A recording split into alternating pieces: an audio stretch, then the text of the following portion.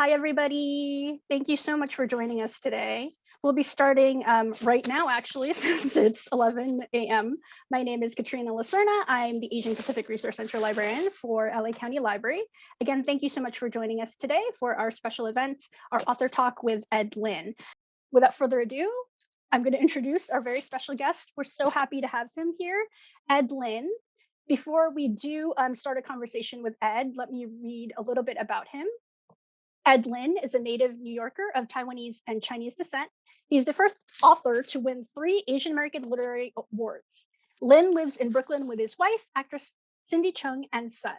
Hello, Ed. Thank you so much for joining us today. Oh, it's an honor and a pleasure. Yay, so virtual claps for you. Thank you again for joining us. Ed is in the middle of a very exciting California book tour, so we're so happy that he could carve out some time for us. And yes, so let me go ahead. I have some notes just so I stay focused for our talk. But yes, Ed has been writing for over 20 years, right? Your first book came out 2022, Waylay. Wow. Yeah. Yeah. Are you feeling it's a very, and he's a very, very prodigious writer. You wear a lot of hats as a writer. You he's putting on those multiple hats right now because you're a journalist with Barron's, the Financial Weekly. You also are a literary fiction writer with Waylaid, the first book 2022 that we mentioned. You also came out with your first YA novel last year, right? David Yes, Tung. yes. And all of these books are available through our catalog if you'd like to place a hold on all of Ed's work. Kasha is kind enough to pop all of those in the chat. But yes, and also you have your detective and mystery novels, not just the series that we're talking about today, the Taipei Night Market series, but your Robert Chung series that takes place in Chinatown. Mhm. So I have to ask, Okay. how do you juggle all of these different writing styles, genres? Oh, it's funny because the marketing of it, like the final product may fall into like a convenient category or something. Mm-hmm. But when I feel compelled to write something, I don't really think about what kind of label or bin it's going to be in. Hmm. I do have a real affection for crime and for kind of horrible people. Uh, but I also empathize with them as well. Hmm. I mean, you look at something like David Tung, which is a YA book, in Hmm. the end, and there are some like not great people. There's even some like crime in there, Hmm. a shoplifting thing going on. And not all crimes are illegal. Like bullying is Uh-huh. in schools definitely a crime, but no one's gonna go to jail over it. You Hmm. might get a stern talk or something. Detention. Detention. Right. So, what is it about crime and mystery and the underworld that draws you in? Well, I grew up at our family business, which was a low-end hotel on the Mhm, Jersey Shore, and apart from the summer, for the summer business would be people coming down from New York City and mhm, like just partying all the time. But the off seasons, like the fall, the winter, and the spring, like when it's pretty cold, we get people who are kind of living on the edge, kind of desperate mhm, people. Older people who's had no family to support them.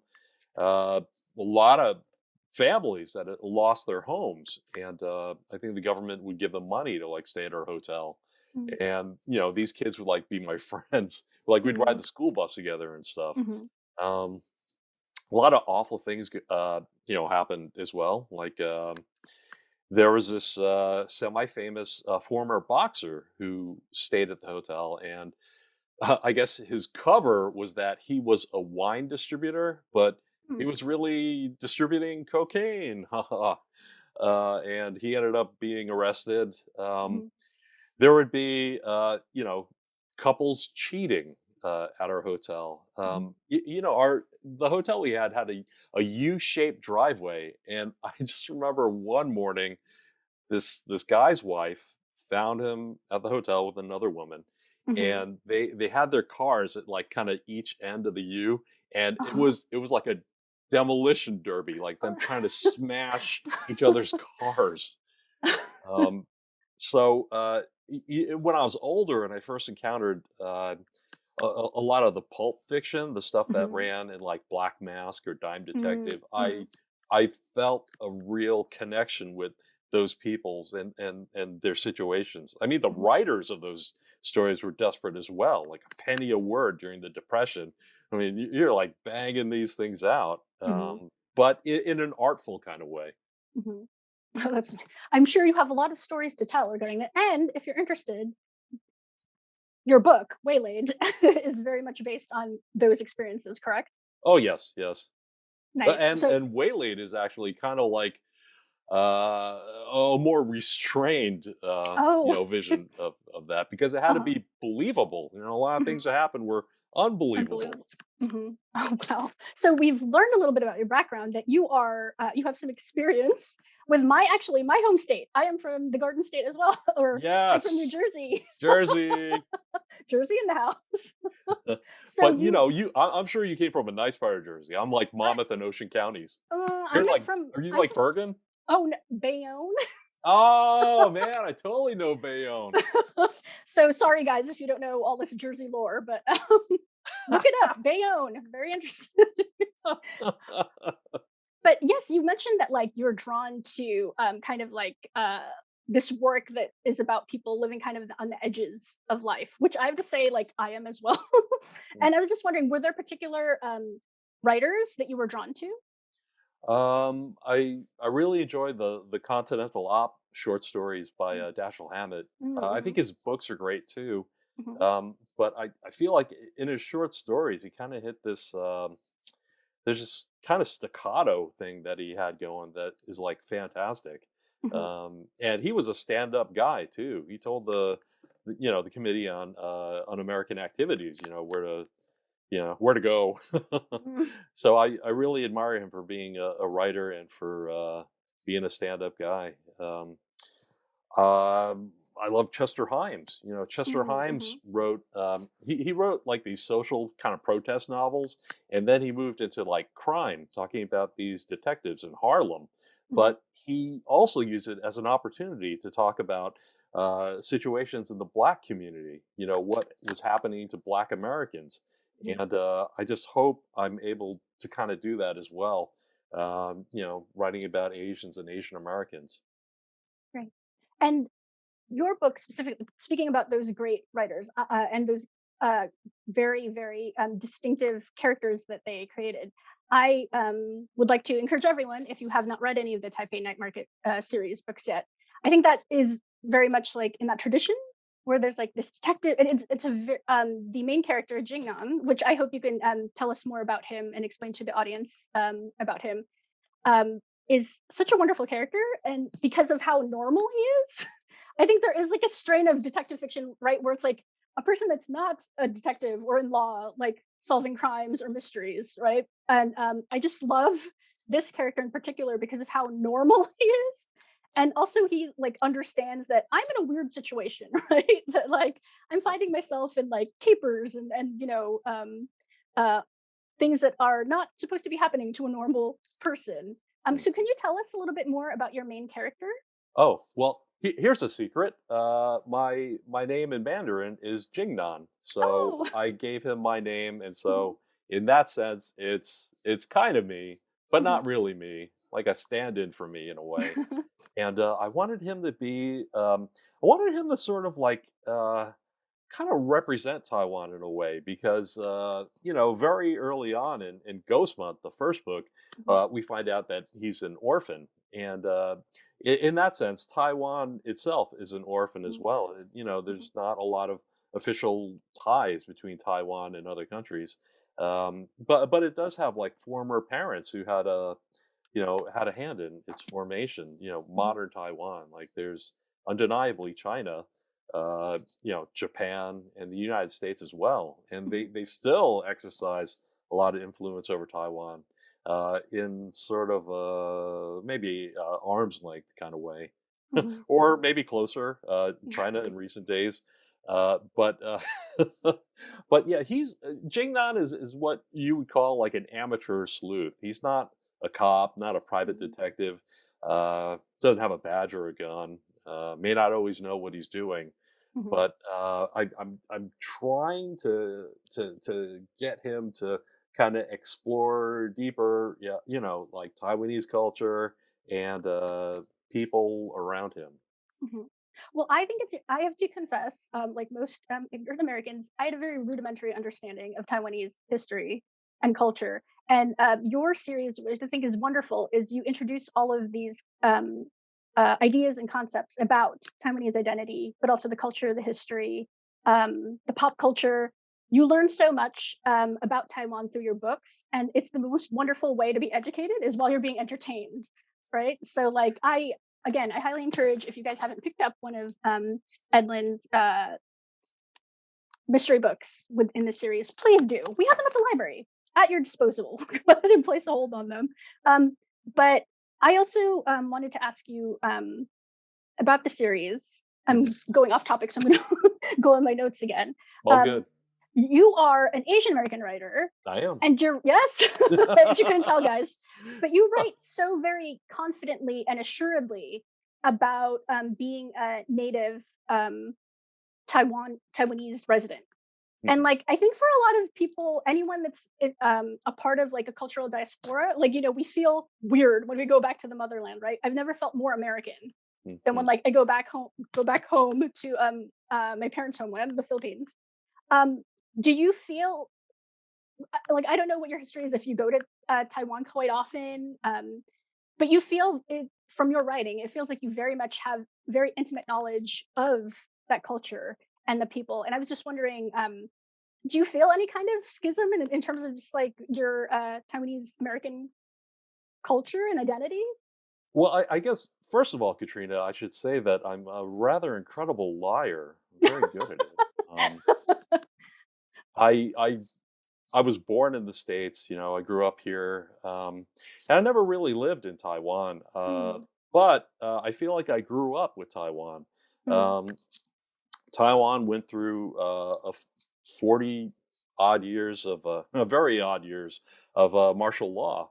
mm, And during that time, the ruling party of Taiwan, the Kuomintang, they had like spies like on college campuses, in like the restaurants, mm, and like at various Chinese schools, that mhm, we go to on Saturdays. The Chinese school that I went to was like this, kind of indoctrination into the communists on the mainlands or mm, bandits in the mhm, long history of China, and mhm, they will be expelled very soon, kind of thing going on. But if you spoke out against the regime, your relatives would suffer. mhm, Back in time, they would be blacklisted, they would lose their jobs. Other bad things would happen as well. But when martial law was lifted, you know, my father was like, "Taiwan must be free." Like he never like said this kind of stuff before, and mhm, and so that was very interesting to me because my parents they had hinted before that life in Taiwan wasn't so great. Even though we visited a number of times, I remember when we would come, like we'd be landing at what was then called Chiang Kai-shek Airport. mhm, There would be these anti-aircraft guns that your plane would be like slaloming through. mhm, And, they're ready to take out any People's Republic aircraft that came down. Um, but so I also have some contacts in Taiwan to get a real contemporary kind of picture. I try to go like every year or two. I mhm. haven't been since the pandemic. I think what is it like a 5-day quarantine period I hear, now? It was like 2 weeks just a uh-huh. couple of months ago. Yeah, I believe Um, it's 2 weeks. My assistant is Taiwanese and she's going back soon. So yeah, she was like, "You have to quarantine, and if you are positive, then you're like for a month or something." So oh yeah, no! yeah, Yeah, a great way to start your journey, right? yeah, yeah. Just gone to a hotel for 2 weeks. Okay, great. But also your books, like again, I've never been to Taipei, but the picture that you paint is so incredibly evocative from the just like the smells, the sounds, um, and there's long passages where you just describe walking through the city, and I feel like I'm really there. So it's like wonderful travel writing at the same time. Um, is that something that like naturally you just through the course of writing the novel that sort of emerged, like just describing the sights, the sounds, the smells of the city? Yeah, I try to wander and I try to see like all aspects of the city and everything. Mhm, And like the thing is about Taiwanese people is like they wanna help you like to a fault, you know. uh-huh, If they see someone like me who apparently doesn't have a set destination or is lost, they mhm, want to like step in and help you. They'll be like, okay, where are you going? Where are you going?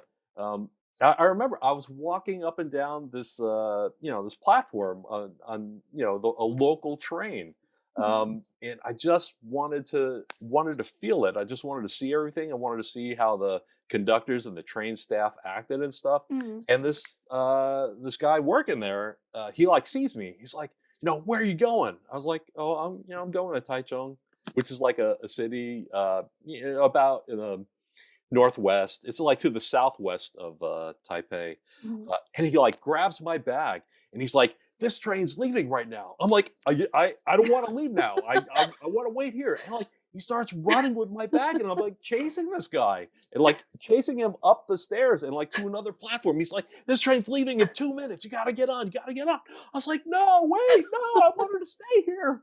And He was very invested in getting you on that. like, really not helpful. Uh, And, and then, I remember I was near Longshan Temple, a mhm, really, really old temple, in one of the oldest sections of Taipei. mhm, Um, and someone saw that I was walking around, a bit leisurely and lost, and they were mhm. like, "Okay, I can tell you're not from here. You know, do not go down the street." And like, I was like, "I'm going down that street. I want to see what's there." And it seemed to be a place where people were like selling stuff on the sidewalk that Mhm. may or may not have been of a provenance they could prove. Um, but it was very rewarding to go down there, I feel. Mhm.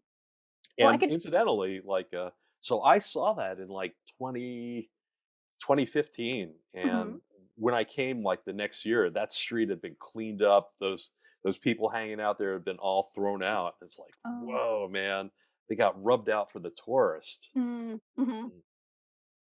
And so the city of Taipei is very much it sounds like a cliche, but it's absolutely true in your books. The city of Taipei is a character in and of itself Mm. in the books, but another character, that I feel, emerges a lot in your books is Joy Division. Oh yeah. They play prominently in your books, and I just wanted to read this passage, from the first, installment in the Taipei series, Ghost Month. Joy Division's music captured what Taipei looked and sounded like. Martial beats of constant construction, the detached vocals of automatic announcements, blocks and blocks of dreary gray concrete walls scrolling by, the paranoia of closed circuit cameras everywhere. Some people say that the songs are depressing, but I think that they represent life as it is, here anyway. And as soon as I read that from you, I was like, I understand completely what the city is like. And also, Joy Division keeps coming up over and over again in the books. The stall in the night market that Jing Na runs is named Unknown Pleasures Mm. for the Joy Division album. So what is it? You're obviously a Joy Division fan. Can you can you talk a little bit about why you love Joy Division so much? Well, I Jing Nan definitely loves them a lot more than I do. They're Ah, okay. definitely top 10 or so. I mean, for Hmm. him, they're like tops.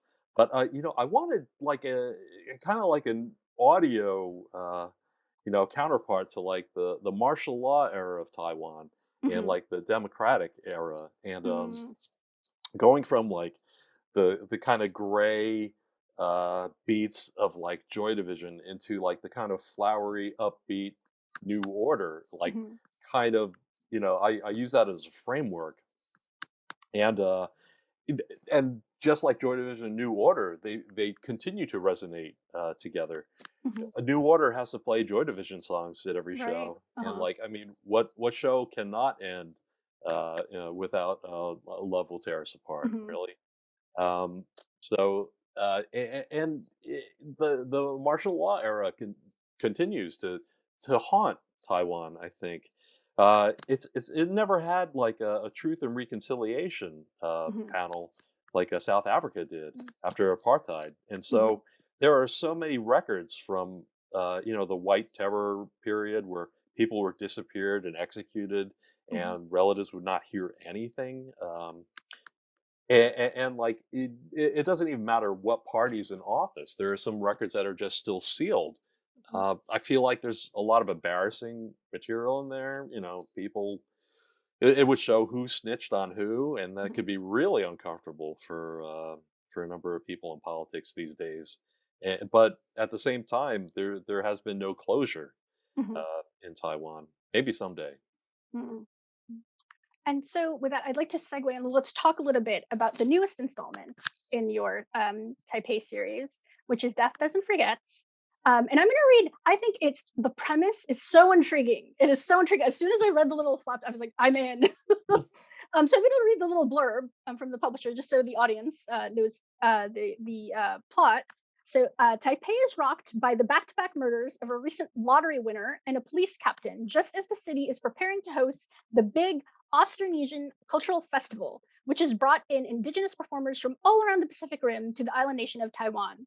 Jingnan, the proprietor of Unknown Pleasures, a popular food stand at Taipei's largest night market, is thrown into intrigue. Is he being set up to take the rap, or will he be the next victim? Dun dun dun dun. And can you explain? Because I had no idea about the receipt lottery that happens in Taiwan. Can you explain a little bit about that for our audience in case they were as just unaware as I was?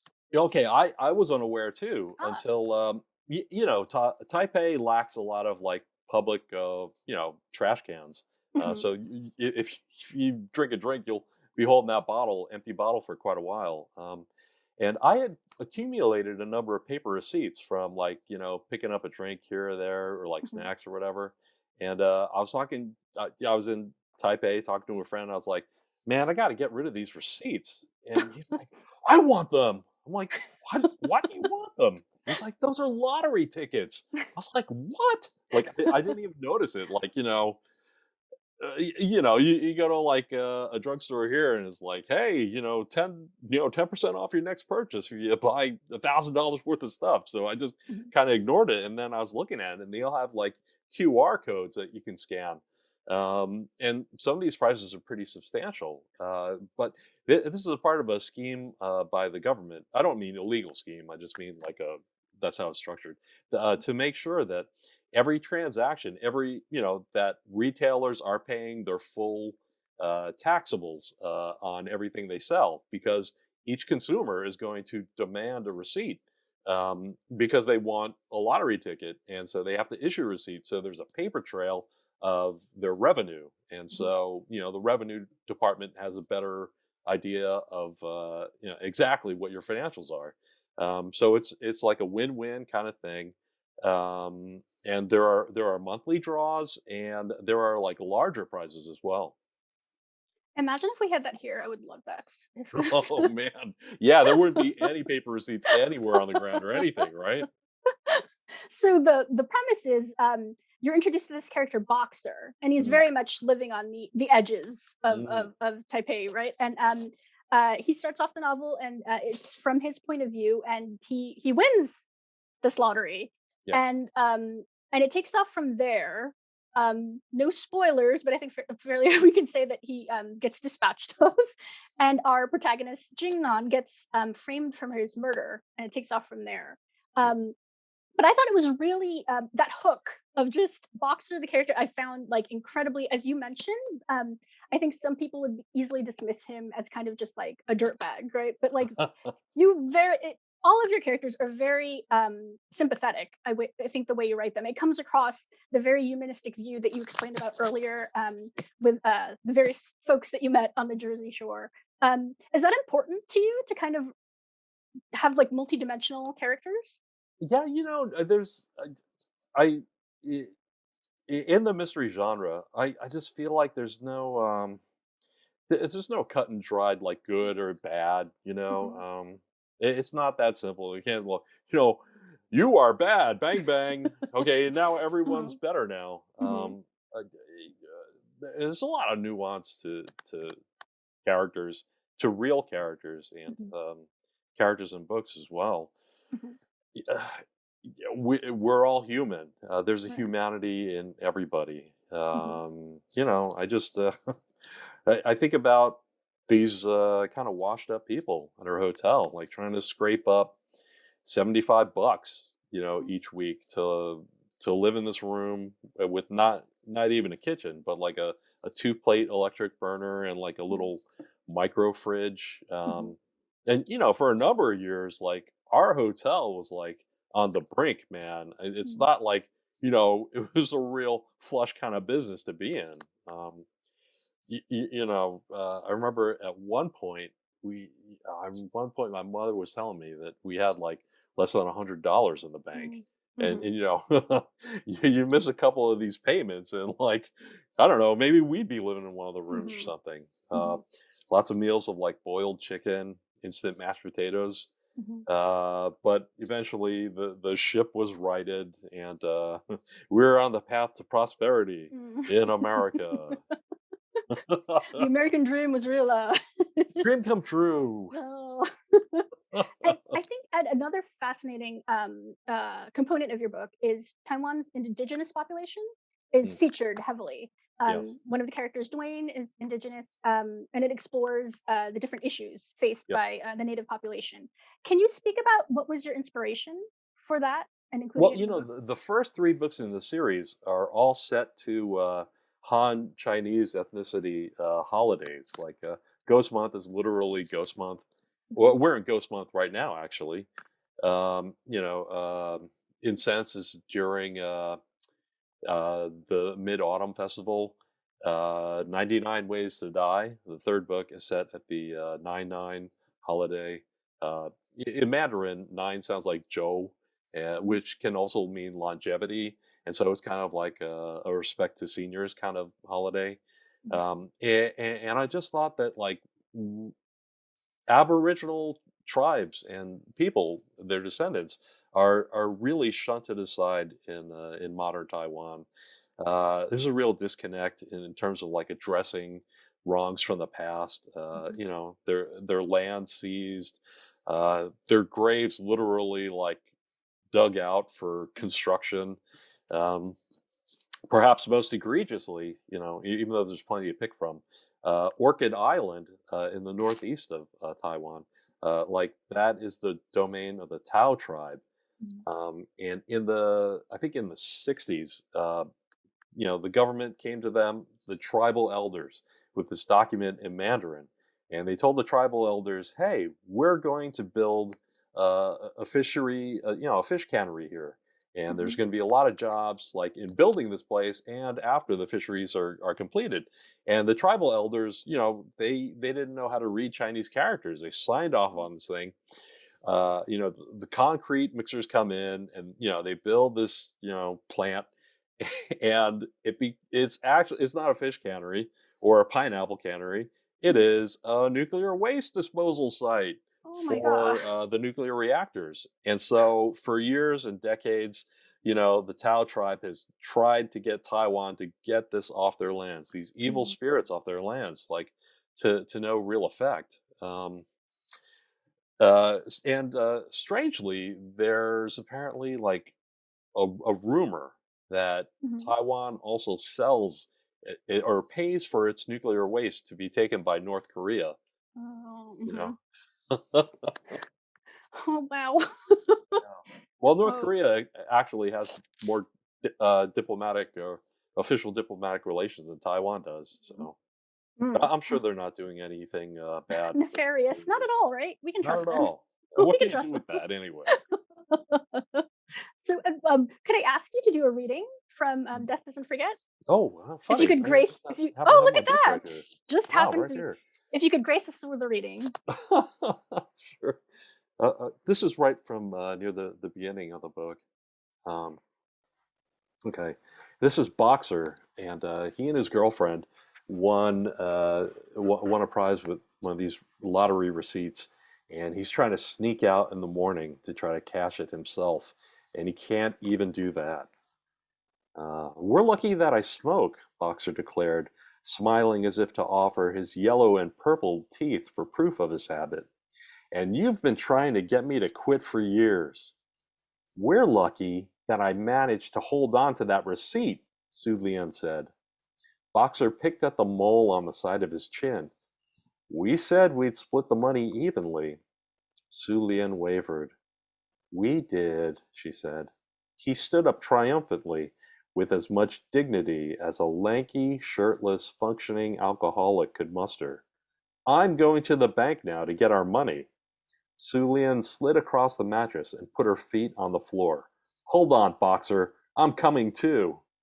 Boxer shoved the receipt to the bottom of his left pants pocket and wagged a finger at her with his right hand. You don't trust me, huh? He snatched a work shirt from the back of the chair and punched his arms through the short sleeves. You never think I'm good enough for you, Su Lian. Is that it? Are you trying to make me leave you? She sat on the side of the bed and put one foot on top of the other. Of course I trust you, Boxer. I just think we should both be there in person. Don't you think it's something we should do together? His shirt was now on, and he was finishing the fifth and last intact button. Don't get sentimental on me, he said. It's just money. Okay, said Su Lian. I'll see you at work then, Boxer. She knew well enough not to expect him to come straight home with the money without meeting up with his friends and treating them. That lot wouldn't crawl out of bed before noon to search for legitimate jobs, but they would throw something on and wash their faces for free treats. The best outcome was for him to show up at the bar with her half of the money intact. Su Lian and Boxer both worked at a dive called Baba Bar near Chiang Kai-shek Memorial Hall Station. He was a combination bartender bouncer for the rougher and younger crowd at the basement level. She poured drinks on the ground floor for the older men who still called her young lady. Boxer shoved his right foot into a sandal and regarded Su Lian in the sticky orange sunlight. She was still pretty, especially when you first saw her, like a colorful beach stone still wet from the tide. After you got it home and it was dry, you'd see that it was whitening in places and had a number of surface imperfections. You'd still keep the rock, though. Su Lian examined Boxer as he crouched to gingerly put on his left sandal. The strap was coming apart, and the puckering leather was rubbing the skin between his toes raw. Boxer looked much older than 45, and Su Lian noted that as he straightened up, popping sounds came from his bones. He sighed when finally erect. I'll see you tonight, he said. I'll definitely leave your share of the money untouched, he added, gathering his hands together in a promise to her and a prayer that he could keep his word. Su Lian gave a grim smile and smoothed the sheet around her. Thanks. Bravo, bravo, bravo. Thank you Oh, so thank you. much, Thank you. Ed. Lovely. And again, you can place holds for Death Doesn't Forget through our catalog. But if you don't want to wait, go to your nearest bookseller, your finest bookseller, and pick up Ed's latest book, which I, again, wholeheartedly recommend. And since we are doing an event at a library, I would be remiss, Ed, if I didn't ask you questions about libraries and Oh, what. I love libraries. Oh, excellent! Isn't that well? This works out perfectly. And I just wondered if maybe you could share with us what role the library has played in your life. I was a heavy patron of the library. My mother made sure that I was a heavy patron of the library. When I was a kid, she used to drop me off at our local branch, and she'd be like, "I'm coming back in half an hour, and you better have 10 books checked out." And so I would get like a math or a science book. And then I'd head to like the zeros in the Dewey Decimal System, like grab like, UFO, Bigfoot, Loch Ness Monster stuff, the stuff I really wanted to read, and put like the math book on top. And like she'd come back and I'd say, "Hey, I got my 10 books here." She'd be like, "Good." But, I I definitely have been a heavy patron. I remain a heavy patron of the library. In New York, I borrow a lot from Mhm. the public library, NYPL, ebooks, print. I'm all over that. Yeah, I wouldn't be able to be the writer and the person that I am without the libraries. It was just amazing, just going through the collection. I remember, like, before I had any books published, I would stand in front of Gabriel Garcia Marquez's books, Mhm. and I'd be like, "How did you do it? How did you do it? How did you write all these books, man? How did you write all these great books?" I never got an answer, but it was like kind of the closest to going to a temple that I could. Oh, that's so wonderful. And when Ed, someone could be standing in front of your books in the library and thinking the same thing. No, It's I very think they're standing in front of my circular. book saying, "What are you doing? What are you doing? You're No, I don't think nuts." that's how I will pay homage. I will stand in front of your books today in our show. But thank you so much for sharing your wonderful library memories. We love to hear it. We love Support your it. library, seriously. Please do. Please Yeah. do. And you are supporting us by joining us today. So thank you so much. And before we end for today, we have a very exciting lightning round for Ed. Okay. Again, I told Ed if I had like air horns, I'd be setting them off right now. Poo, poo, poo, lightning round, woo, woo, woo, and there'd be like flashing lights. Okay. But the lightning round, very fun. This is just fun and free. This is just a series of questions where you'll answer very quickly, just off the top of your head, whatever Okay. comes. We're going to start off very easy. Are you a dog or a cat person? Definitely dog. Oh, nice. Excellent. Name the last book you read. The last book I read. God, I because I write more than one book at the same time, and I also Uh-huh. Oh, read wow.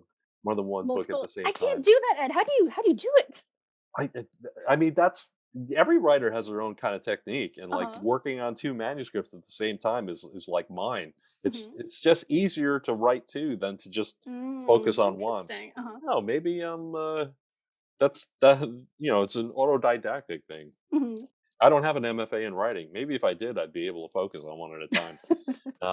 But the last book I read, man, that's a really hard question because earlier this year I said Mhm. yes to something that I should have said no to. I'm a judge in a book contest, and I Ah, thought uh-huh. there would be like 30 books, and there's Uh-huh. more than 200, and they're still coming in. Uh-oh. And a lot of these books, I read like a quarter of it. Mhm. Please don't kill me. That's I'm okay. trying to be fair Uh-huh. about it. Man, what was the last book? Oh man, You know it's gonna come to you in the middle of the night. You're just gonna spring yeah, up it's in totally bed. gonna come to me in the middle of the Well, we night. can I mean, there's table so it. many We can table fragments it. in my head. We can table that one. Okay, how Mm. about this one? What's the last movie and or show that you've watched? Last movie and show. Or show. Okay, let's see. I saw the first season of Ted Lasso, Alright. and I saw the first season of Tokyo Vice. Okay, Uh, nice, nice. yeah. And do you remember the last film you saw? Last film I saw was Petrified Forest, uh, Nice. Alright, where nice. Humphrey Bogart has breakout as a I love gangster. that movie. Yes, we need to talk about that after. Okay, Okay, texting or talking? depends who. Uh, Very good, very I'm good, very good. I'm always open to like texting, but if you're Aw, talking to someone, it kind of ties you up. Even if you're mhm, like on a phone, like talking, you mhm. can't really engage with what you're doing. I'm a trash millennial. If you don't text me beforehand and tell me you're calling, I'm not gonna pick up the phone. I'm Yeah, you sorry. have to respond in the same way. Like, what is up with people who you text and then they call you? I'm like, no, just tell me It's what's going on. sociopathic behavior. Just please text. Just Awful, text. awful. Okay, very good. You're from New York. Are rats Uh, cute? I'm Are sorry. rats You're from New York. Are rats cute? Wait, that's a question. Yes, are rats cute? That's cute. Are rats? Are rats Ratatouille? cute? Oh, I'm sorry. Um, My no, they're enunciation. not. Okay, No, very good. nothing in New York's cute. Aw. What was your favorite Halloween costume? Uh, well, I like the standard. Put on a trash bag and like cut a hole in it for your head. Nice, the It's not classics. fancy. It's classic. Okay. What is your favorite carb? Favorite carb? Wow. Noodles, Yeah, rice, I'm thinking. I'm potato. thinking. Probably like lentil chips. Oh, nice. Okay. Yeah, That's a nice left field choice. Good for you. Now that I know that you're from New Jersey, or that you've spent time in the beautiful Garden States, a lot of Br- time. Bruce Springsteen, Bon Jovi, or Danzig? I would say Bruce Springsteen and Danzig. Nice. Yeah, yeah. No, I, no, I saw not. the original Misfits when they got back together. Oh, that's so cool. But you have no place in your heart for Bon Jovi, even a Nah, little. it just something about it was just a real turn off. Nothing personal, of course, but just I couldn't get into it. And actually, I had a hard time reckoning with Springsteen since he was like such a Mm-hmm. major star or Uh huh. whatever. But America's sweetheart. Yeah. listening to his box set tracks Uh really huh. got me. Like all Uh the huh. B sides and neglected kind of songs. Hmm. And like he's a solid guy. He's a storyteller. Great lyrics. Musicianship unquestionable. I agree. I agree wholeheartedly. And since you are a writer of detective fiction, which pop culture detective would you want to solve your murder? Sherlock Holmes. Not that I want you to die. So just some suggestions: Sherlock Holmes, Perry Mason, Matlock, the Scooby Doo Gang, Rook for the Asians, Charlie Chan. Up to you. Who would You you? know what? I would want Luther to solve it. Oh, nice, nice. Oh, I didn't even think about that. Yes, that would, and he would do it with style and He grace. would. He would. I want him to just like punch out everyone who had a hand in this. Retribution would be Oh, would be totally. definitely. Well, thank you, Ed Lin. You have survived our lightning round. Pachoo, pachoo, pachoo. Cool. And with that, thank you for indulging in my silliness. Oh, We're going to anytime. open it up to Q&A from the audience. We have quite a few questions. Let's Okay. see. This is from Benjamin. There are a lot of new restaurants in New York City that are specifically Taiwanese, not Chinese. Why do you think this trend is happening? What is your favorite Taiwanese restaurant in New York City? What is your favorite dish? I kind of feel like even though they didn't overtly say they were Taiwanese or anything, but they serve Taiwanese food. Um, like what is now Taiwan Pork Chop House is something to is an example. It used to be what did they used to call themselves? I think they used to call themselves something like Famous Pork Chop House or Oh, something uh-huh. Tasty Pork Chop House, something like that. But then Hmm. they made it Taiwan Pork Chop House, and I think it's a way of like asserting identity and um, there's all this stuff residue left over from like the martial law era, where you couldn't even say you were Taiwanese. You had to say you were Chinese and speak the Mandarin dialect. You couldn't speak Hmm. Taiwanese. You spoke Taiwanese in school. Your teacher would make you kneel on an abacus for the whole Hmm. class. Hmm. Um, so it's an emerging identity. It's been a long time coming, and I feel like people aren't afraid of like being who they are. Like it's like a coming out in a way. Hmm. And my favorite, I would have to say, like there's something magical about 3 cup chicken. Hmm. The basil in there, and Hmm. like this kind of sweet tartness to it. Hmm, Oh, it was just you went to a different place when you were I when did. you were I thinking did. about I recessed into my f- my my the senses. fondest, deepest memories. I did. I did. And that's also another wonderful feature of Ed's books, just how you describe and talk about the food as well. So foodies, there's something for everyone. Oh So, my god! If you're a foodie, you should go to Taipei, and it's mhm, incredible. Okay, and it's tropical island, and it gets hot and humid. But the mhm, good thing about that is that you kind of sweat it out. So even if you're stuffed, you mhm, walk a couple of blocks and you see something else, and you like eat some more. uh-huh. Yeah, totally. We're getting a lot of New York centric questions. New York centric. Okay. Yes. For my friend Erin. Hi, Erin. Have you used the New York Public Library's research hotline? Research hotline. I didn't Who know there was knew? a hotline. Is that like the Um, bat phone? I don't know. Commissioner Gordon on it. I know that sounds wonderful. I've used it very extensively. I mean, at the Performing Arts Library, there are certain films that are only on like reels, and if Mhm, you reserve like they will totally like open up a room and set up a projector for you to Oh, watch. wow.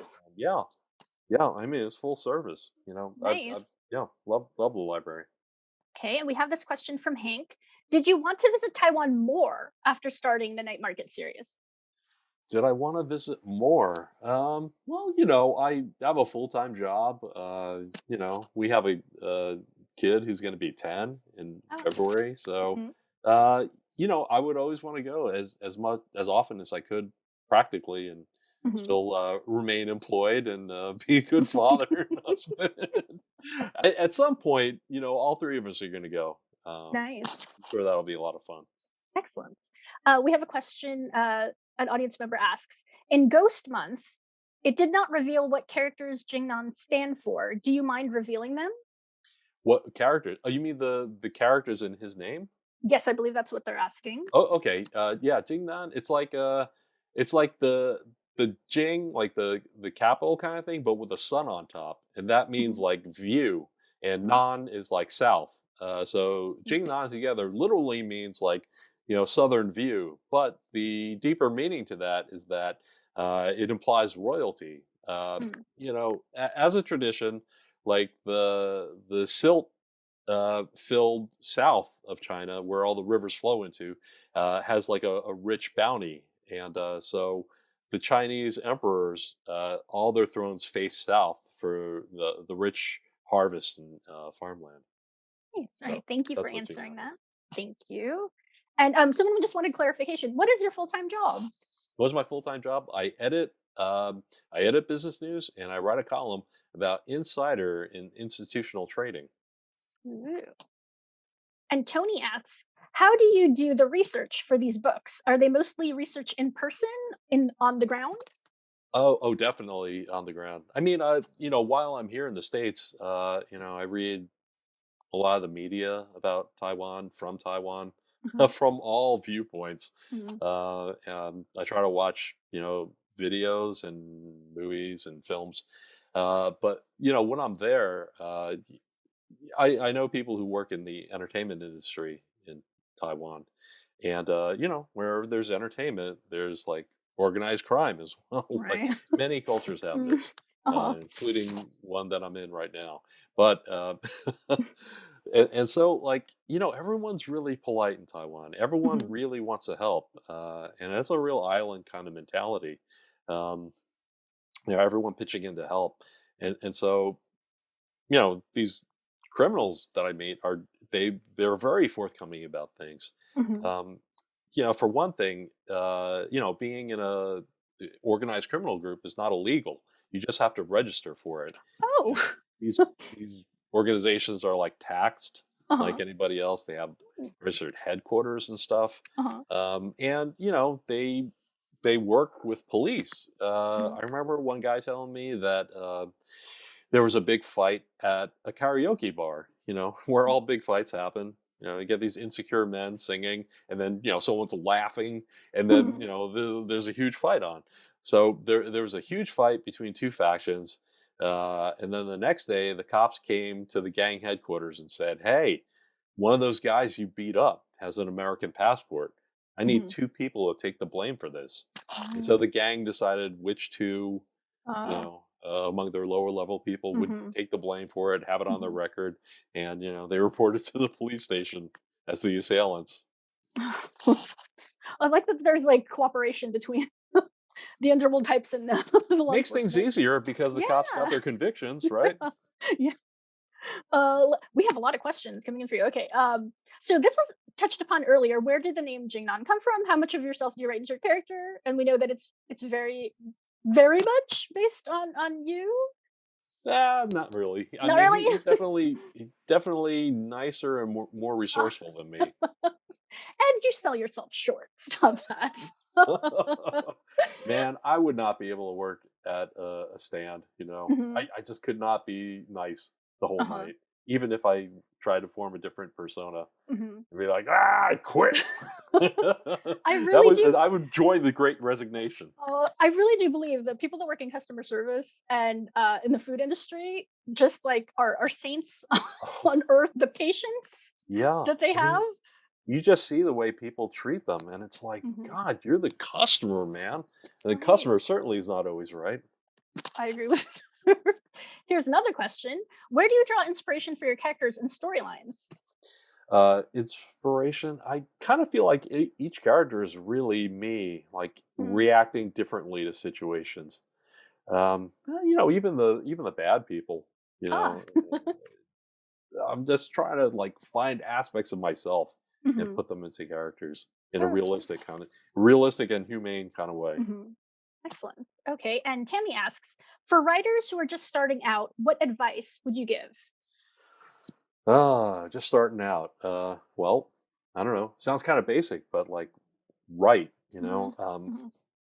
I mean, I've had people come up to me and they're like, "I really, really want to write," Mhm. and to me, that's like, if someone's holding an ice cream cone, and they're like, "I really, really want to eat this ice cream cone."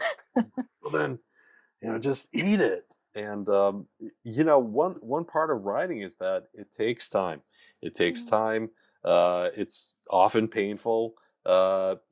There is a disconnect Mhm. between what you have in your mind and what happens on your keyboard. And the whole point of it, I mean, okay, for me, the whole point of it is trying to get down like what can be considered like a first draft. Like that's tough. But what's even harder is like revising, and you just have to revise. You have to be relentless, about like trying to squeeze out things. Um, join a writing group or form a writing group, have other people read what you're writing, because there may be some things that seem obvious to you, so you've taken a Mhm. shortcut, but like a reader doesn't get where you're making a leap. It's a good thing to have. I don't have an MFA, but I was an early member of the Asian American Writers Workshop in New York, and like that was kind of like my writing program. Mhm. Hanging out with these people and like everyone's like reading each other's stuff and we're getting feedback. I'm also part of a writing group that meets every 15 years. We're kind of like the Lazarus group. I think our next our next meeting is coming up. Mhm. Just got to figure it out when. But I wish you a lot of luck. Um, half of writing is reading. Like read as much as you can, write as much as you can. And I don't think you should write every day. I feel like there are people who say you should write 500 words every day, and I don't believe in that at all. Like that, something like that can make your writing really rote. Mhm. You should just write when you're inspired to. Every couple of days, maybe once a week, um, maybe even just once a month. But it's just a matter of like finding your own rhythm. Nice. Thank you so much for that advice. I hope that's helpful. I'm sure that's helpful to the person that asked that. Another question. I haven't found any good Taiwanese restaurants in Southern California. No, what? Maybe I haven't acquired the taste for Taiwanese food. What is your favorite nightstand market food?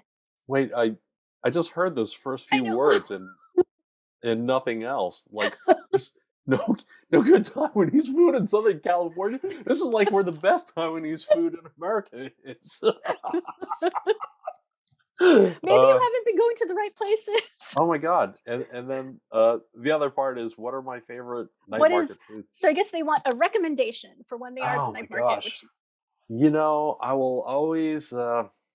I can't help but gravitate towards fried chicken. mm-hmm. Um, and in Shalin, there's a place called Hot Star, and it's Oh, these flattened, you know, uh, chicken breasts, hmm and they're like deep fried, and when they come out of the fryer, they shake like a chili powder on it, hmm so it's like temperature hot and like totally spicy. It's just really great.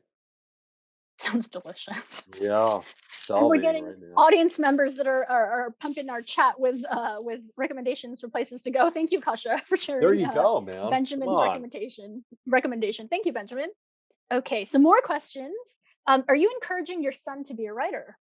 I he can be anything he wants. If I encourage him to do something, he's definitely not going to want to do it. He's already said that he wants to be a coder or a math teacher.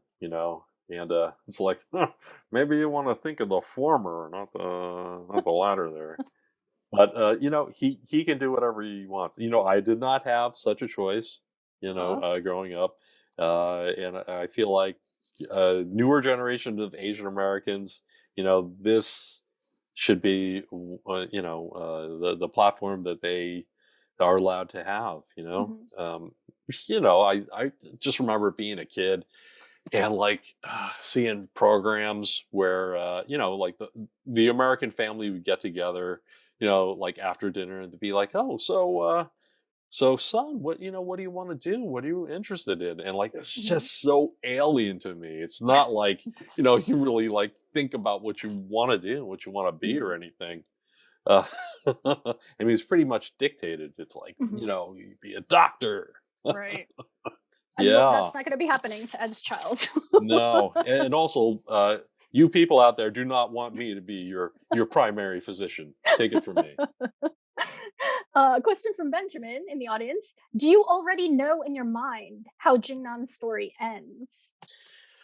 Oh, maybe in the back of my mind, but it's something I keep pushing to the back of my mind. The series is going to continue until I'm dead or he's dead. All right. We'll look forward to that. And it looks like this is our final question. What president are you going to run for per your Instagram name? I have the Ed Lin for president thing because I wanted edlin.com and someone took it. Like Ed Lin is someone's entire surname. Uh, So I thought about like, something upbeat, perennial, and like mhm. Ed Lin for president. Yeah, It that's works. yeah, It there you works. go. And So it's Ed, my brand in a I'm way. just saying, I think you should pursue this. Looking at the presidential field, I think this could work in your favor. Maybe it could. Maybe it could. At some point. Gotta find a good Ex- running mate. ah, yes, let's find someone for you. Hmm. Let's find someone. And we're reaching the top of the hour, so I want to be respectful of Ed's time. Thank you so much, everyone, for your wonderful questions, for being such a wonderful audience, and thank you so much to Ed. Virtual applause, and just our all of our well wishes and thanks for making time for us today. Oh, it's Um, an honor and a pleasure. so yeah, thank you so much, Ed. This was wonderful and so much fun. Again, Kasha's gonna put the links in the chat for Ed's books if you'd like to go ahead and place a hold for them. Um, his latest novel is Death Doesn't Forget. Please pick it up. It is again available at LA County Library. You can place a hold for that. Kasha will pop that in there. You can also connect with Ed online on his website. Can't forget the name again. It's edlinforpresident.com. You can also follow him on Instagram and Twitter. And again, thank you so much, Ed, for being such a wonderful, wonderful guest today. Oh, thank you so much for having me, Katrina. Loved it. So, yes, this was so much fun. And many thanks again to you, our audience, for joining us today. You can look for information about our other virtual programs in our weekly virtual programs e-newsletter and on the virtual programming page of our website, which is lacountylibrary.org. For the latest library news and events, you can follow us on Facebook, Instagram, and Twitter. Our handle is at LA County Library. Please stay safe and have a wonderful rest of your weekend. Thank you so much again. Thank Mhm. you, Ed. Oh, thank you. Yay. Shout out to Kasha and Jose too. Thank you. Woohoo! Kasha and Jose are wonderful. Yay! Our wonderful behind the scenes Yes. MVPs. Yes. Thank you, everyone. Bye, Ed. And I hope Okay. safe travels. Oh, thank you so much. Okay, I'll see All right. y'all. Take care. Bye, Okay. everyone. Bye now.